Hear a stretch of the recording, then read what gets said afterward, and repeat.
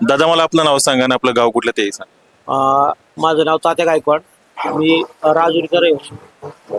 सध्या बेलसर माळशिरस जिल्हा परिषद गटाच्या निवडणुका आहेत. 7 तारखेला मतदानाची प्रक्रिया होईल. काय सध्या वारं कसं वाटत?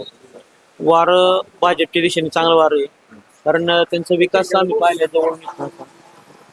रस्त्याची कामं त्यांनी बऱ्यापैकी आमची मागचीत केलेली आहेत. कामं चांगली आहेत आणि ज्याचं सरकार केंद्रात आहे, राज्यात आहे, त्यामुळे ती व्यवस्थित वाटते आम्हाला. पण नाही म्हटलं तरी सत्तेमध्ये तिन्ही देखील पक्ष आहेत.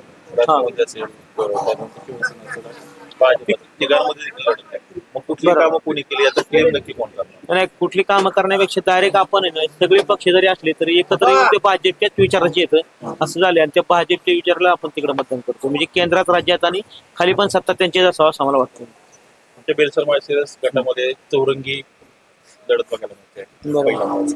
तर उमेदवार नक्की कोण कोण आहे? उमेदवार नक्की कोण आहे? सगळ्यात उमेदवार म्हणलं तर अजय कैलास शिंगळे हे बऱ्यापैकी म्हणजे त्यांचे जे वडील आहेत ते कॉन्ट्रॅक्टर येतं. त्यांचं काम चांगलं आहे. आमच्या इथं त्यांनी रस्ता इथून तो पोंढ्यापर्यंत रस्ता करून दिलाय. त्याच्यानंतर राजुरीपासून तो खोरच्या रस्त्यापर्यंत रस्ता करून दिलाय आम्हाला. त्यामुळे त्यांचं आम्ही काम चांगल्यापर्यंत करणार. देखील बघितलं आणि- हा. विद्यमान आमदार जे आहेत म्हणजे बापू शिवतारे, बरोबर तर ते आले तर त्याच्यामुळे त्यांचा जो काही प्रभाव आहे बरोबर. त्याचा देखील प्रभाव इकडच्या पट्ट्यामध्ये आहे.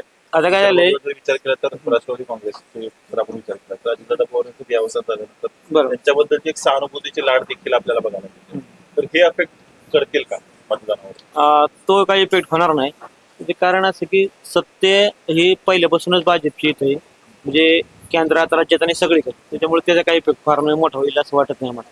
शेवटचा प्रश्न विचारतो. तुमच्या जर या राजुरी गावाचा जर विचार केला तर स्थानिक स्वराज्य संस्थांच्या निवडणुकीच्या निमित्ताने लोकलचे प्रश्न महत्वाचे असतात. बरोबर. इथले महत्वाचे प्रश्न कुठले आहेत की जे पूर्ण होणं तुम्हाला महत्वाचं वाटतं? मला असं वाटतं की जाणं शेचायचं पाणी लय महत्वाचं आहे. त्या विषयावरती व्यवस्थित म्हणजे कुणी गेला तरी त्यांनी ते काम करावा. त्यानंतर पुरंदर काम आहे ते पण व्यवस्थित झालं पाहिजे. त्याचं पाणी लोकांना मिळलं पाहिजे. तर म्हणजे वावरापर्यंत पाणी मिळलं पाहिजे प्रत्येकाच्या, असं आम्हाला वाटतं. त्यानंतर रस्त्यांची जी दुरावस्था आहे म्हणजे वरचे सोडले तर खाली पार पांडेश्वरपर्यंत जे रस्ते आहेत ना ते झाले पाहिजे आम्हाला असं वाटतं. वाड्यावलेचे रस्ते झाले पाहिजे. त्याला आम्ही प्राधान्य देतो.